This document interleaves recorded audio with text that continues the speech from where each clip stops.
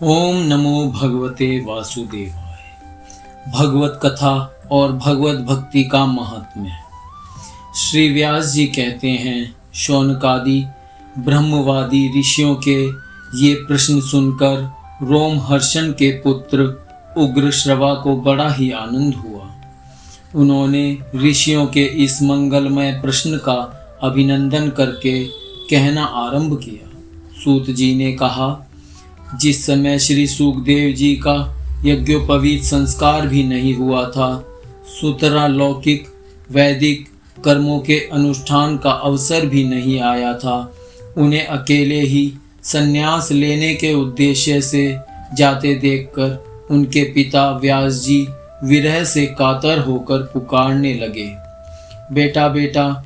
उस समय तन्मय होने के कारण श्री सुखदेव जी की ओर से वृक्षों ने उत्तर दिया, ऐसे सबके हृदय में विराजमान श्री सुखदेव मुनि को मैं नमस्कार करता हूँ। यह श्रीमद् भागवत अत्यंत गोपनीय रहस्यात्मक पुराण है। यह भगवत स्वरूप का अनुभव कराने वाला और समस्त वेदों का सार है। संसार में फंसे हुए जो लोग इस घोर अज्ञानांधकार से पार जाना चाहते हैं, उनके लिए आध्यात्मिक तत्वों को प्रकाशित करने वाला यह एक अद्वितीय दीपक है। वास्तव में उन्हीं पर करुणा करके बड़े बड़े मुनियों के आचार्य श्री सुखदेव जी ने इसका वर्णन किया है। मैं उनकी शरण ग्रहण करता हूँ।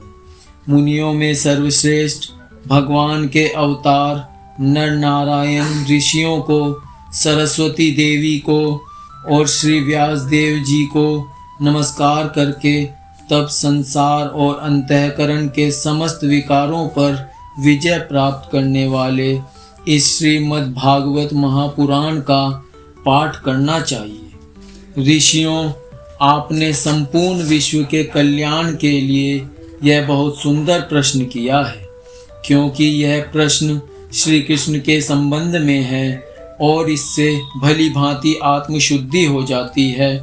मनुष्यों के लिए सर्वश्रेष्ठ धर्म वही है जिससे भगवान श्री कृष्ण में भक्ति हो। भक्ति भी ऐसी जिसमें किसी प्रकार की कामना न हो और जो नित्य निरंतर बनी रहे। ऐसी भक्ति से हृदय आनंद स्वरूप परमात्मा की उपलब्धि करके कृतकृत्य हो जाता है। भगवान श्री कृष्ण में भक्ति होते ही अनन्य प्रेम से उनमें चित्त जोड़ते ही निष्काम ज्ञान और वैराग्य का आविर्भाव हो जाता है। धर्म का ठीक ठाक अनुष्ठान करने पर भी यदि मनुष्य के हृदय में भगवान की लीला कथाओं के प्रति अनुराग का उदय न हो तो यह निराश्रम ही श्रम है। धर्म का फल है मोक्ष। उसकी सार्थकता अर्थ प्राप्ति में नहीं है। अर्थ केवल धर्म के लिए है। भोग विलास उसका फल नहीं माना गया है। भोग विलास का फल इंद्रियों को तृप्त करना नहीं है। उसका प्रयोजन है केवल जीवन निर्वाह। जीवन का फल भी तत्व जिज्ञासा है। बहुत कर्म करके स्वर्ग आदि प्राप्त करना उसका फल नहीं है। तत्ववेत्ता लोग ज्ञाता और ज्ञेय के भेद से रहित अखंड अद्वितीय सच्चिदानंद स्वरूप ज्ञान को ही तत्व कहते हैं। उसी को कोई ब्रह्म, कोई परमात्मा और कोई भगवान के नाम से पुकारते हैं। श्रद्धालु मुनिजन भागवत श्रवण से प्राप्त ज्ञान वैराग्य युक्त भक्ति से अपने हृदय में उस परम तत्व रूप परमात्मा का अनुभव करते हैं। शौनक आदि ऋषियों, यही कारण है कि अपने अपने वर्ण तथा आश्रम के अनुसार मनुष्य जो धर्म का अनुष्ठान करते हैं, उसकी पूर्ण सिद्धि इसी में है कि भगवान प्रसन्न हो। इसलिए एकाग्र मन से भक्त वत्सल भगवान का ही नित्य निरंतर श्रवण कीर्तन ध्यान और आराधन करना चाहिए। कर्मों की गांठ बड़ी कड़ी है। विचारवान पुरुष भगवान के चिंतन की तलवार से उस गांठ को काट डालते हैं। तब भला ऐसा कौन मनुष्य होगा जो भगवान की लीला कथा में प्रेम न करे। शौनकादि ऋषियों पवित्र तीर्थों का सेवन करने से महत्व सेवा, तदंतर श्रवण की इच्छा, फिर श्रद्धा, तत्पश्चात भगवत कथा में रुचि होती है।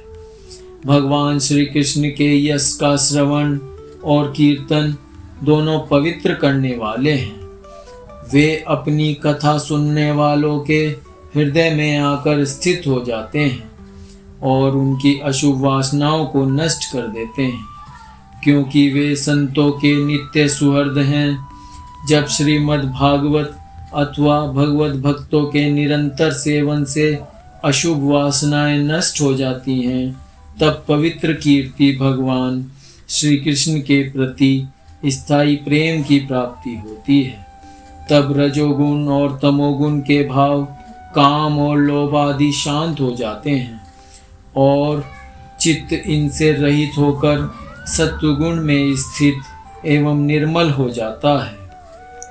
इस प्रकार भगवान की प्रेममयी भक्ति से जब संसार की समस्त आसक्तियां मिट जाती हैं, हृदय आनंद से भर जाता है, तब भगवान के तत्व का अनुभव अपने आप हो जाता है।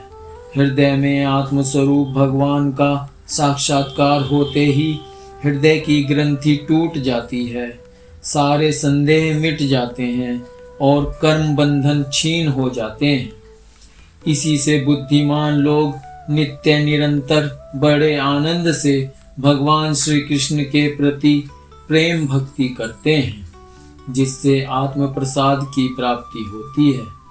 प्रकृति के 3 गुण हैं, सत्व, रज और तम। इनको स्वीकार करके इस संसार की स्थिति, उत्पत्ति और प्रलय के लिए एक अद्वितीय परमात्मा ही विष्णु, ब्रह्मा और रुद्र ये 3 नाम ग्रहण करते हैं।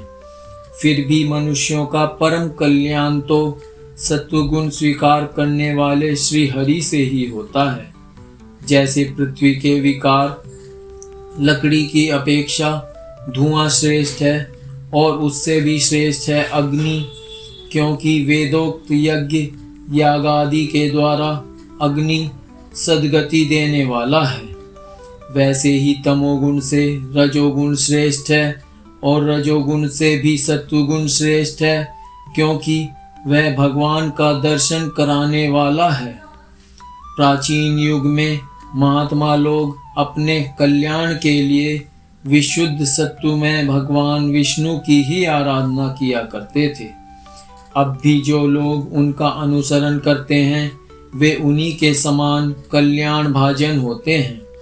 जो लोग इस संसार सागर से पार जाना चाहते हैं वे यद्यपि किसी की निंदा तो नहीं करते, न किसी में दोष ही देखते हैं, फिर भी घोर रूप वाले तमोगुणी, रजोगुणी, भैरवादी भूतपतियों की उपासना न करके सत्वगुणी विष्णु भगवान और उनके अंश कला स्वरूपों को ही भजन करते हैं।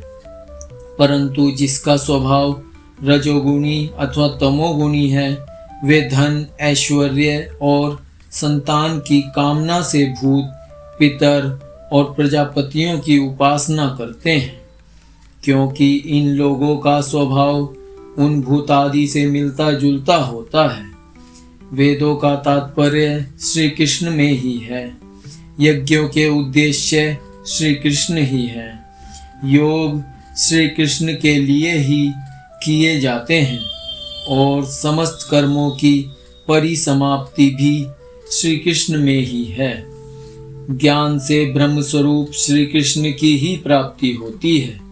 तपस्या श्री कृष्ण की प्रसन्नता के लिए ही की जाती है।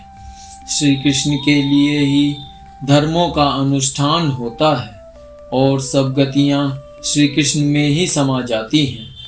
यद्यपि भगवान श्री कृष्ण प्रकृति और उसके गुणों से अतीत हैं, फिर भी अपनी गुणमयी माया से जो प्रपंच की दृष्टि से है और तत्व की दृष्टि से नहीं है, उन्होंने ही सर्ग के आदि में इस संसार की रचना की थी। ये सत्व, रज और तम तीनों गुण उसी माया के विलास हैं। इनके भीतर रहकर भगवान इनसे युक्त सरीके मालूम पड़ते हैं। वास्तव में तो वे परिपूर्ण विज्ञानानंद घन हैं। अग्नि तो वस्तुतः एक ही है, परंतु जब वह अनेक प्रकार की लकड़ियों में प्रकट होती है तब अनेक सी मालूम पड़ती है। वैसे ही सबके आत्मरूप भगवान तो एक ही हैं, परंतु प्राणियों की अनेकता से अनेक जैसे जान पड़ते हैं। भगवान ही सूक्ष्म भूत, तन्मात्रा, इंद्रिय तथा अंतःकरण आदि गुणों के विकार भूत भावों के द्वारा नाना प्रकार की योनियों का निर्माण करते हैं और उनमें भिन्न भिन्न जीवों के रूप में प्रवेश करके उन योनियों के अनुरूप विषयों का उपभोग करते कराते हैं। वे ही संपूर्ण लोकों की रचना करते हैं और देवता, पशु, पक्षी, मनुष्य आदि योनियों में लीला अवतार ग्रहण करके सत्वगुण के द्वारा जीवों का पालन पोषण करते हैं।